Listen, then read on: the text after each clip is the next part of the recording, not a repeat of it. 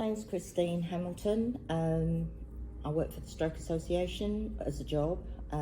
Was a carer for my mum recently, and was a carer for my son nearly 28 years ago.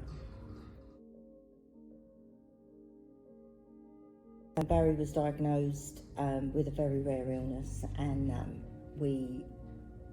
he deteriorated within 6 months. Actually, he was diagnosed in the October and was totally dependent by the April the following year. So it was total care, absolutely everything. So I did everything. He was tube fed by the stomach, so I did that, obviously under guidance from the nurses. Just everything. I didn't have any carers. It was me. My husband, my ex-husband, was absolutely superb with my son, so he took his role as well. So yeah, totally, he lost his sight, he lost his ability to move, his speech. The only sense that he had left was his hearing.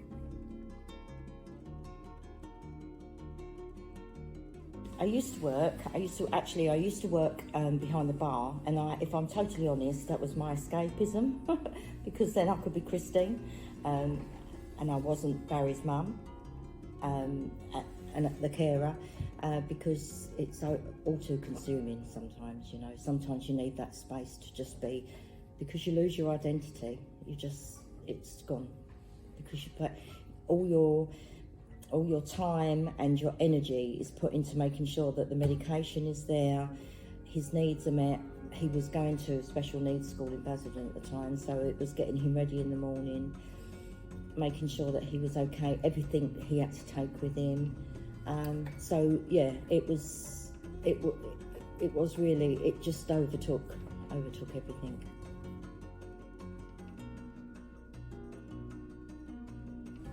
Yeah, I was put in touch with the hospice actually in Oxford first of all, so there was a lot of respite care that I could get because I had a younger son, Glenn, who was 5. Barry was 7 at the time. Glenn was 5. So obviously I've got a very sick child, and then I've got another child that still needs my attention. So somebody wrote to the hospice in Oxford, and it was agreed that I could have quite a lot of time respite care where Barry could stay there, and we could just concentrate on Glenn. We did have 2 people, one from social services and one from somewhere else, that used to come and sit with Barry while I used to go out for a couple of hours. Very difficult, that, trying to think about what you're going to do for 2 hours, because it's no time at all, because by the time you've gone out, you're coming back again. And it was time for me really to be able to either have a couple of hours with Glenn, or if it was while he was at school, then I could go to the shops. But 2 hours is just nothing.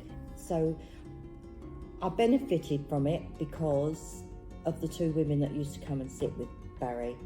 And Glenn used to call one Lil the Pill and Joan the Bone. So it was Lil the Pill and Joan the Bone who could become very attached to Glenn, and Glenn used to see them really as aunties, you know. So it was nice, because although they were looking after Barry, Glenn got something out of it as well. It was 3 times a week.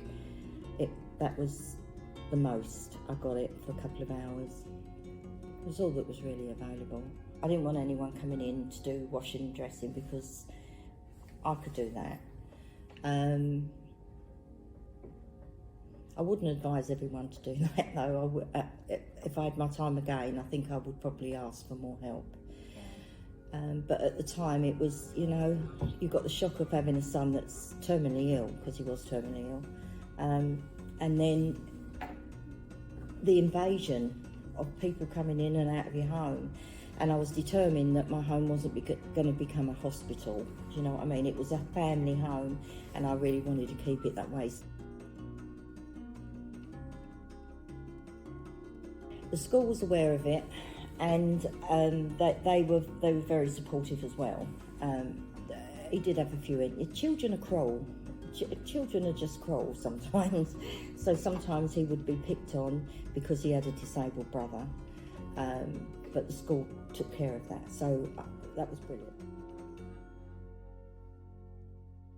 Yeah, he was superb with Barry. He really was. He used to hold his hands. He used to lay on the floor, and he used to hold his hands, and he used to sing to him. He used to bring his friends in to introduce him. He was never, ever, ever ashamed of his brother. He was, I suppose in a way, he was quite proud of his brother, really. So, yeah, he was really good. So he knew when Glenn was in, because Glenn was a bit of a whirlwind, so, you know, you knew when Glenn was in the house. But he did with all the family. My ex-mother and father-in-law, especially my father-in-law, he used to hear his voice and he used to smile all over his face. Glenn could always raise a smile on Barry's face, always.